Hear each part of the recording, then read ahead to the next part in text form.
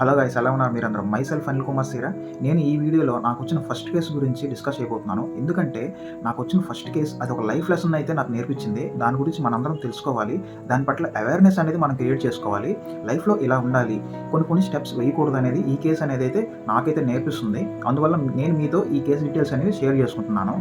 Case డీటెయిల్స్ని observe చేస్తే ఏ అనే వ్యక్తి బి అనే బ్యాంక్ దగ్గరికి వెళ్ళి 9 lakhs అనేది పర్సనల్ లోన్ అయితే తీసుకున్నాడు.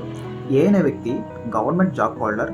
అయితే ఏకున్న ఒకే ఒక చెడు అలవాటు ఏంటంటే ఆల్కహాల్ కన్జంప్షన్ వల్ల ఈ మొత్తం కేసు మొత్తం తారుమారైంది. ఇంకోటి ఏంటంటే దానివల్ల వాళ్ళ కుటుంబం మొత్తం రోడ్డున పడింది. అయితే పర్సనల్ లోన్ తీసుకున్నాడు, ఈఎంఐ కడుతున్నాడు, ఇదంతా పెద్ద విషయం కాదు.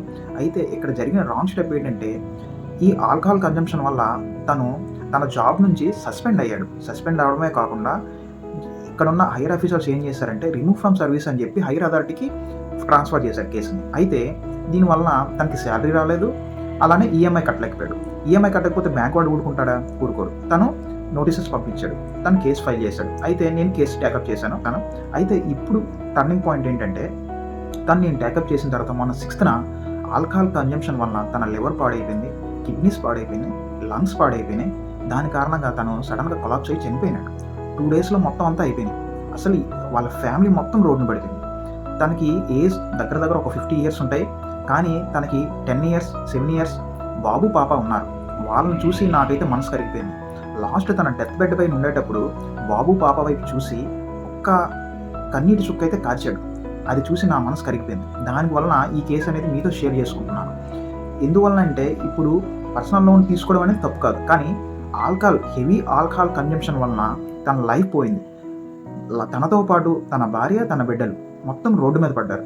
ఆ బాబు పాపకైతే అసలు తెలియదు వాళ్ళ డాడీ చనిపోయిన తర్వాత మళ్ళీ రారు అనే విషయం వాళ్ళకి తెలియకుండా వాళ్ళు హాస్పిటల్లోనే వాళ్ళ డాడీ చనిపోయిన దగ్గరే ఆడుకుంటున్నారు, నవ్వుకుంటున్నారు. వాళ్ళ పరిస్థితి వాళ్ళకి అర్థం కాలేదు.